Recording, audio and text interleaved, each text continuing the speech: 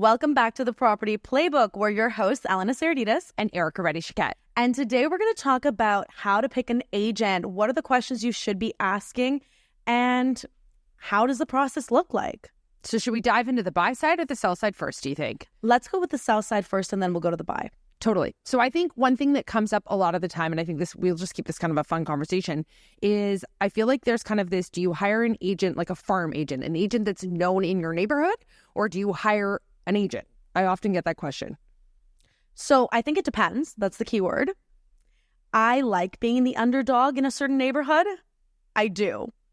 And it's because it shakes things up. There's no pre-existing relationship with other agents in the area. You know that they're working towards your best interest. It's not like I worked with Tom or Susan last week and now we're doing a deal on my place and it is a deal. You know fully that agent is working for your best interest. On the contrary, though, the farm agent knows everything there is to know about the property. So unless you're working with an agent that's willing to fully educate themselves on that property or on that marketplace, then you should go with a farm agent. And I think we should dive into farm agent because I'm sure there are some people thinking like, what are we, an agricultural of a sudden? So the farm agent is typically an agent that works that specific farm. So like the real estate farm of that neighborhood. So like, you know, a street to a street, northwest, southeast type of thing. And they're like the designated, if you will, in your, you know, mailbox all the time, the agent that is really heavily trying to kind of ingratiate themselves in that neighborhood. So that would be a farm agent. Obviously, another agent can come with as much, if not more, knowledge, I think. And to your point, I think you make a really interesting point. You can really kind of shake it up as a non-farm agent. And I think the other important part is the process of selling a home is the same. You know, I mean, it's the same across the board of the same level of agents. I shouldn't say it is the same, but it is the same relative to the agent that you're looking to work with. And I think sometimes you can get a real breath of freshness in not going farm specific. I would agree. And the funny thing is the areas, because you know me, I'm like a Dr. Seuss book. I can sell real estate here or there. I can sell real estate anywhere. Like I have no boundaries. I do have a farm, but I have no boundaries when it comes to taking on listings. And when I've entered into pockets that I haven't been the farm agent, the amount of buyers, the amount of listings I end up picking up from that one property is actually outstanding. Because people come in and they're like, oh my God, you do things so differently than everyone else that we've seen. Because everyone gets comfortable. Yeah. The agent that comes in shakes things up a little. Yeah, you don't get the complacency that you might get of a farm agent that's like, I know this, I do this, I roll it out, plug and play, let's go. And I think really at the end of the day, when it comes to picking a listing agent, I think it is so important that that is the right fit, that the agent that you are hiring aligns with your goals, your expectations, what you're looking for. They bring the education, the wealth of knowledge, the listing process plan, strategy, all of the things that you as a seller feel are important when you're looking to sell your home. I also think that the listing agent needs to somewhat fall in love with the house. I know that sounds so weird, but you sell property. Like the listing agent should be the number one person that is able to sell the property. They know everything about the property. If someone asks them a question, they can make someone else fall in love with your home, whether it needs so much work or whether it's turnkey. The listing agent being present and walking someone around or having a conversation with another agent can convince someone why this is the right investment. Totally. Because they know everything. So knowledge, I think, is where it comes down to finding an agent that falls in love with your home, falls in love with the area, figures out why someone is going to purchase that property, and then mass markets it in that fashion. Absolutely. And I think the thing when you are looking for a listing agent, you have to remember they are your biggest advocate, both for yourself and for the house. So to your point, you really want to find the cheerleader that is going to be out there on every element of your home, pitching it to the, you know, the potential purchasers. And for me, I think it's really important that as a listing agent, I grasp who's actually buying the house, because it's all well and good to love the house and advocate for the house, but it's another piece to actually figure out the puzzle of who is the actual purchaser and who am I targeting and marketing and really streamlining this house to get the best deal possible for all parties. Yeah, I agree. But do not say you fall in love with every listing you have, because I do. I almost buy almost every single one because I'll sit there for long enough and be like, the closet space. Oh my God, I could imagine doing this or this or this to this property, and that's what's going to make me fall in love with it. And then when it comes to selling it to someone else, or when an agent calls me, the first thing I say is, did you even take a look at this? This is so amazing because you could do X, Y, Z. Do your kids have, do your clients have kids? If the kids go to a certain school, your walking distance, if they like playing in the park, did you check out the park around the street? Like falling in love with the property, with the area, and being able to sell it to the other side can get you more money. Oh, absolutely. Because I think it's like anything, but if you're excited about something, you just ooze it. You resonate, you speak it, it's infectious is really the word I'm looking And for. that's why I find farm agents have somewhat of an upper hand unless that agent that you're working with submerges themselves into it. Because a farm agent knows the area. Like my farm area, if you don't know, it's Little Italy, Annex area. Like I own a few in that pocket. I'm in that pocket every day. My coffee shop is there. My workout studio is there. Like that is my pocket. There's a few agents I would say that know that pocket as well as me. I know when everything's coming up. Yeah. But that pocket, if someone asks about why they want to live there, I can fully sell them on why my area is the best area. Yeah. But I find that the key to selling any property in any location, because like I said, I'm like Dr. Seuss, is falling in love with every pocket that you're selling in. Yeah. And if you can manage to figure out why that area is so special, you can sell it for a premium. Oh, for sure. And I think what's interesting with me is I don't actually work as much of a farm as you. So I'm not as heavily kind of farmed or a farm, so to speak, agent. This farm business, I know it sounds as weird to us as it probably does to you. But I think what's so interesting is in my case, I work with a lot of clients in similar stages and phases of life. So I'm kind of sitting and I'm ingratiated in the stage and phase of, do you want to be east or west with a young family? Do you want to be, in north or kind of southern parts of kind of North Toronto with a downsize or, a relocation or, a family in a school district. And so what I end up doing is kind of working very similar pockets, transitions, and times in life that I almost feel like I'm the farm expert of the phases of life. So I say to everybody, the process is really the same. I'm dealing with the client that is a buyer going, do I want to be on the east or the west? And I'm dealing with the listing that, is then the buyer is making that decision. So I'm hard selling west versus east, north versus south, and it's so interesting. So I feel like you can have geographic farms, and then I actually think you can have people farms. Well, I feel like it's the stage of life. Yes. So like a lot of agents will specialize in first-time buyers or in investors or in downsizers or in upsizers. And it's a different phase in that person's life on what they're looking for. Yes. But I do think we're both generalists. 100%. I think we're Yeah. we'll sell anything. It's fine. Like we're very much generalists. It doesn't matter if you're a $400,000 starter property or if you're an $8 million listing. Like we treat it the exact same way. Absolutely. We are going to make sure that you get the top dollar. Yeah. And I think that's the end of the day. I think that's why me and you become friends. Yes. Became friends. Yes. Because we both think of things very similarly. Like nothing's too good for us. We're very happy to work with everyone. And I think that's why we're not location necessarily based. Yes. But we go everywhere. Yeah. And I think when you sit in the shoes with every single phase and walk and type of property and life and person, it makes you kind of, I almost joke that I feel like I'm a bit of a real estate chameleon in the sense that I can kind of turn green here and purple there and yellow there. But at the end of the day, everything is a really streamlined, incredibly well thought out process. And I think the big piece when you're looking to the listing agent is, what is the process? What is the process that you're hiring that agent for?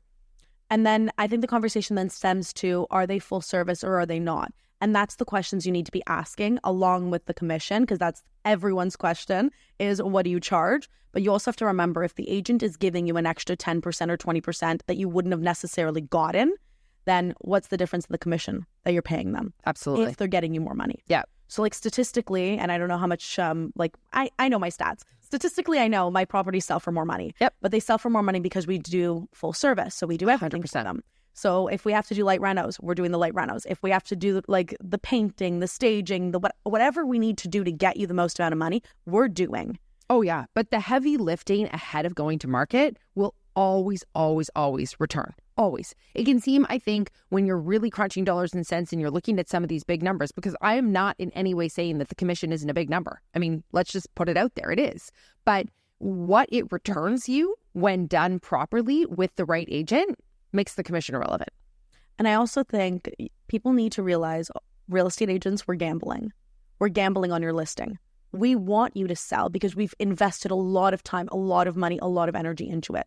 Like I've invested $6,000 to probably $15,000 Easily. into my listings. Yep. And that is right. It's Yep. easily. And it depends on what price point we're at, how much more it could potentially go. Yeah. And the gamble is, will it end up selling and you making the money back and doubling, hopefully, or will it not? Mm-hmm. And if it doesn't, you're out the money. Yeah.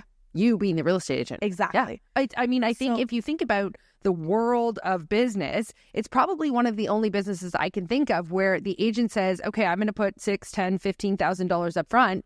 I have no line of sight on a paycheck unless it is successfully sold, but I'm going to do everything I possibly can to get you the best possible number and price and deal. And are you on board? I mean, frankly, I don't know who isn't getting on board for that. But I don't know any line of work where someone goes, perfect, I'll do all of this with no 100% guarantee of getting paid. I told you, it's gambling. We're It absolutely gambling. is. Every time we take on a listing, we're gambling. So from a listing perspective, not just on the seller end, from a listing perspective, we're being very cautious on who we want to work with as well, because we know how much money we're investing into these properties. We know that if we come in, our goal is to sell your property for the most amount of money, and we're going to work tirelessly to be able to do that. So when it comes to commission, when it comes to full service, when it comes to whatever you could potentially need to increase your value, that's what you need to be asking agents when you're on that table. Like, what do you do in terms of your marketing? What do you actually think I need to do to my house? Like, the agent that says your house is fantastic and doesn't give you any feedback, like, you probably should ask a couple more questions. Yeah. But I am the type of agent, and either you love me or you hate me, but I'm very, very blunt, that I'll walk into the property and be like, all of this stuff needs to change. Like, I had 2 listing appointments yesterday. I luckily got both listings. But in my listing appointment, I fully told them that we need to do a mini reno of both properties. Yeah. Like, this is what's happening. And they're like, okay, but like, how much money is this? And I'm like, well, this is what it's going to cost. I'm going to bring a contractor in. We can get a couple quotes. We'll figure it out. And like I said, I'm full service. I'll take care of a lot of this. We just need to find a way that it makes sense for both of us. Yep. And you're going to get the most money in return. Other properties are sitting in that market. But if you look like the nice, beautiful, shiny thing, you're going to sell first.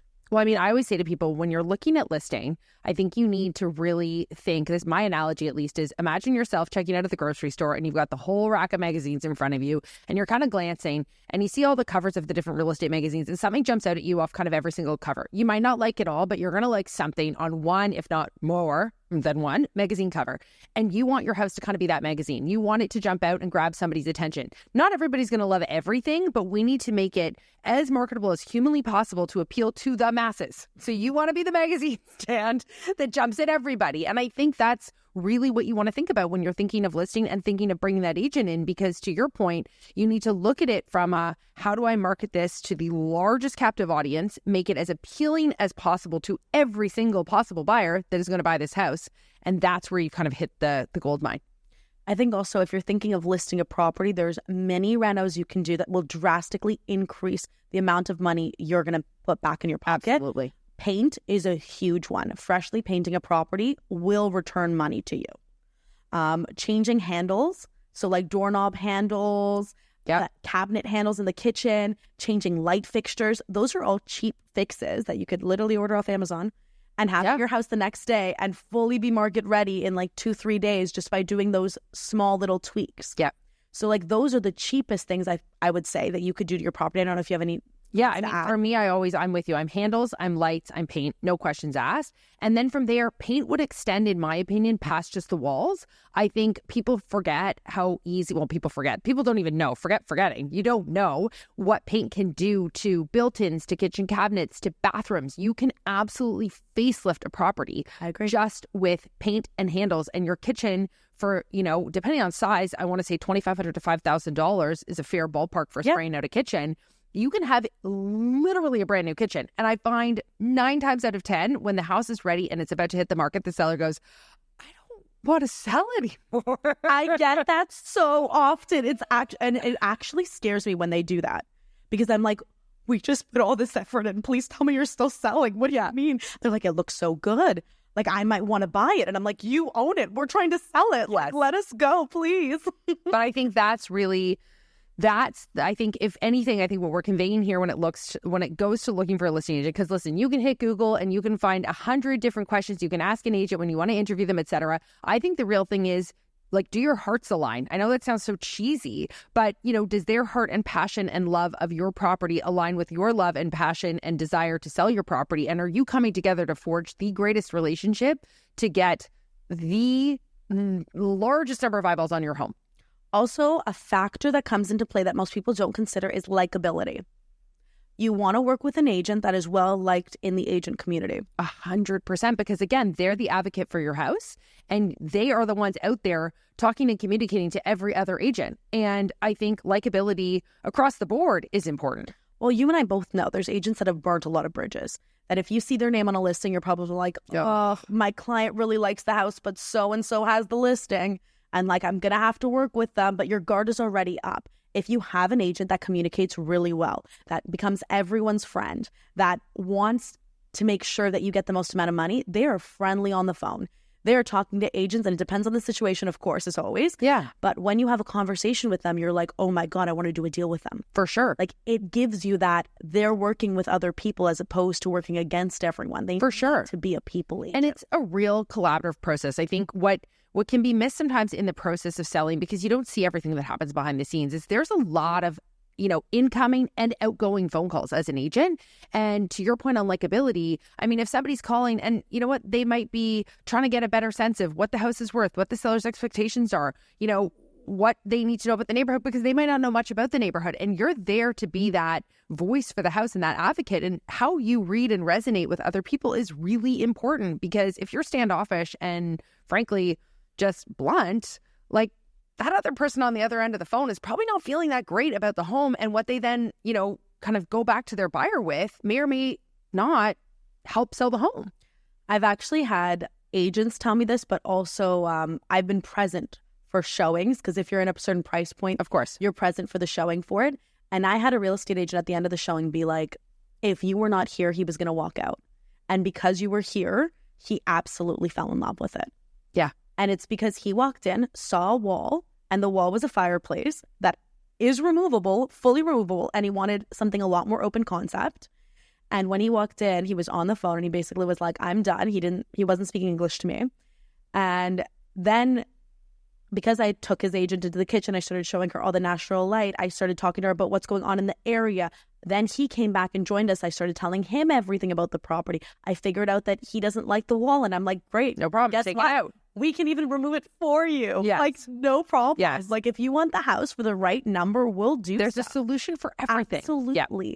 So I walked him through the house. I told him about the area. I told him about the school district. I told him about the pre-construction going around the area. Like, how much is this home actually worth? And why this is not rebuildable at this value. Yeah. And his agent, when he was putting on his shoes, he took another call. Apparently a very busy man. Very important. Yeah. Very busy man. The agent turned to me and she was like, you have done a fantastic job for your seller. He was ready to walk out and now he wants to see it again. Yeah. And it's solely because you sold it to him.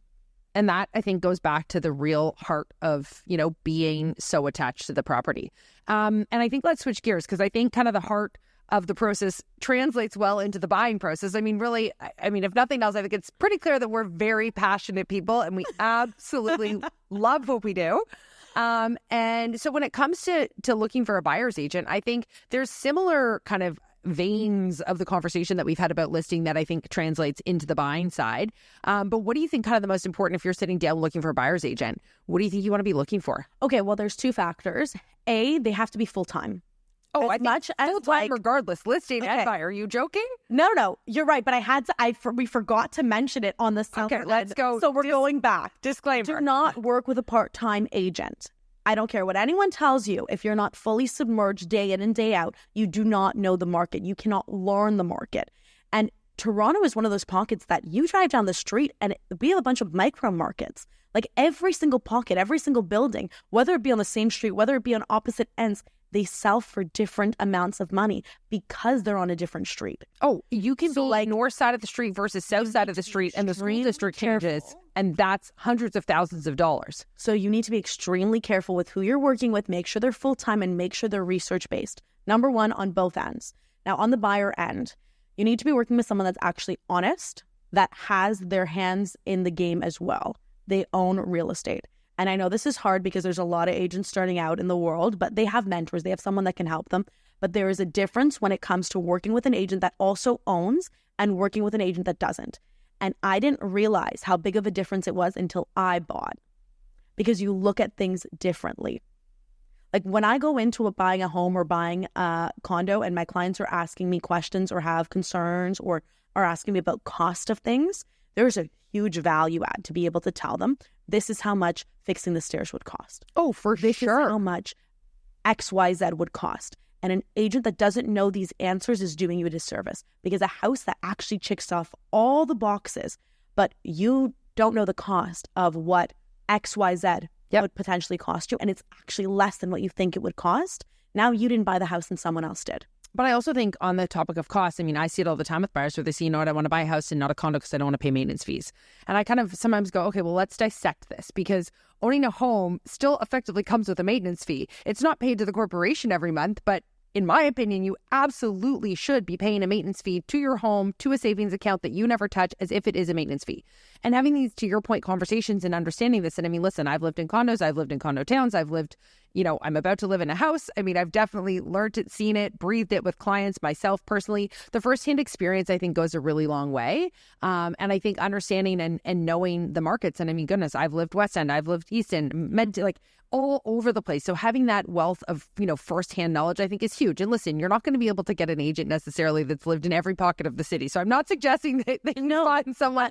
Potentially they know someone, they've moved somewhere else. If they work full time, they've been in those pockets numerous amounts of time, or they've educated themselves fully on that pocket. Like, the biggest value add most of my clients have with me at this stage of my life is the fact that I do multiple renos. Right. So when we talk about renovation cost, even when I'm on the list side or on the buy side, I know the cost of how to do all these things. I know the tradespeople we can call. I can get you the quotes before we even put in an offer. Yeah. That's the value add. Us being able to walk through the house and being like, that's not a big deal. We can get rid of a lot of these things that are going to scare a lot of other people, but it's going to make sure you get a really good deal, because this is what I would buy. Yeah. And that's the conversations we have with buyers. It's very, very different. It's also having someone that when they walk in, they're not trying to sell you everything. People can feel that. Oh my gosh. But I'm the type of person that will tell them, no, don't spend your money on this. But then when I see the right one, I'll be like, this is it. Yeah. I mean, I say to people all the time, you're probably going to love me at times and hate me at times for how brutally honest I am. That's a good way to phrase it. Period. And it's okay. We can agree to disagree, but I am never going to tell you something I'm never going to not tell you something that I think is important. Even if you go, oh, that really makes me why sad. did you tell me that? This house. And I'm like, no. I mean, I've said to people all the time, I think in my next life, I'm coming back as a very successful truffle pig because my nose is so on point. I mean, literally, I'll be like, does anyone else smell moisture? And they're like, what is wrong with you? I'm like, seriously, there's a moisture problem. But I think at the end of the day, I think there's experience for sure. I think there's, you know, personal connectivity to, you know, to your point, to owning property, to understanding property, to sitting through renos, to being able to talk about all of these things. And then I think it goes back to this like-minded, you know, kind of business. I mean, I sit in, again, I'm looking with buyers that, do I want to live east? Do I want to live west? Well, why did one of my other buyers pick west over east? They want to know. Why did the other one pick east over west? They want to know. I mean, it's really being in the trenches day in and day out. This goes back to that full-time component of being with buyers on the road and knowing literally everything there is to know about the Toronto market, the micro markets, the macro markets, the everything. I mean, it's a huge, buying a home is the largest financial decision you are ever going to make. You should not take it lightly. And I think we go back to likability as well, not just with yourself and the agent, but also the agent with other agents. Like an agent that works full-time, that has years of experience, that is actually a producer, has done deals with multiple other agents. And odds are they might know the agent on the other side. Oh my gosh, I love when I see the agent, they're like, oh my gosh, Erica. And I'm like, oh my gosh. Okay, wait, let's put our ketchup after. Well, it happens. Yeah. And when you're representing a buyer and you're in a multiple offer situation and the agent on the other side knows you, knows how you work, knows that you pre-qualify clients, who has the upper hand? They know you can close. Are they not going to help you a little bit more? I know that sounds bad, but an agent that you work with, if they know agents, if they're friendly with agents, you're going to get a better deal out of that. And I think this stems to reputation in any industry, but reputation matters. It really does.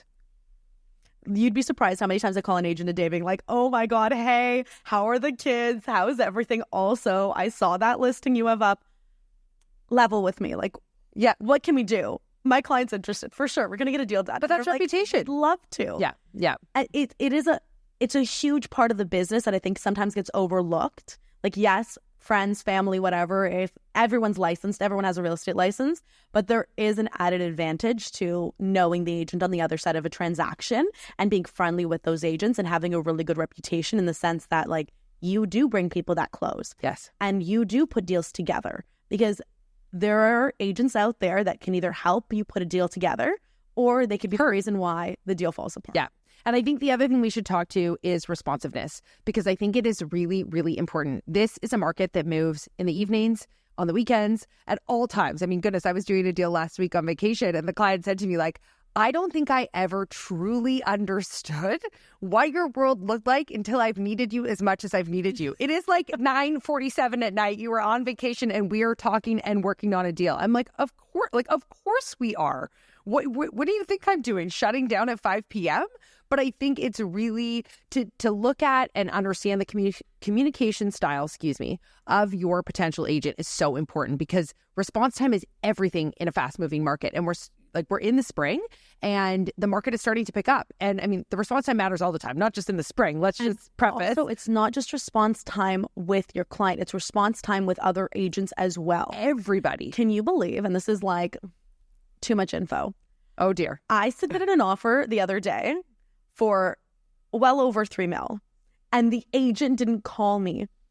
I called them multiple times, no response. I texted them, no response. They countered me, they still haven't called me. I countered them, they still haven't called me. Oh, I've done a few of those deals. A text that was like, we're dealing with a property over $3 million, and you haven't even picked up the phone to call me. Oh, you haven't returned any of my calls. And like there's a few agents out there that they don't believe in negotiation over the phone because they think that too much is going to slip or whatever's going to happen. I find that we get so much done over the phone. Oh, for sure. I mean, we get to the root of what's actually going on. We're not in the era of sending carrier pigeons. Like, come on. Response time matters. Buy side, sell side, you need to be responsive. So let's wrap it up. Like the top 3 things you would look for when it comes to a selling agent. Let's give a summary. Ooh, that's a good one. I mean, I would definitely, we've obviously hammered on response. I think response time, personality, likability, and track record. Okay. And the top 3 if you're working with a buyer? I would say experience, knowledge of areas and neighborhoods. Again, I would put response time in there and I would go back. It's kind of the same. It's really the process and track record. Yeah. And the conclusion too is we work 24/7. As much as like people don't see it fully, like we work until our first client in the morning till our last client in the evening. 100%. And we love what we do. Absolutely. Once again, it's Elena Sarditas and Erica Reddy-Chiquette. Thank you so much for watching Property Playbook. If you like this content and want to learn more, make sure to like, follow, and subscribe.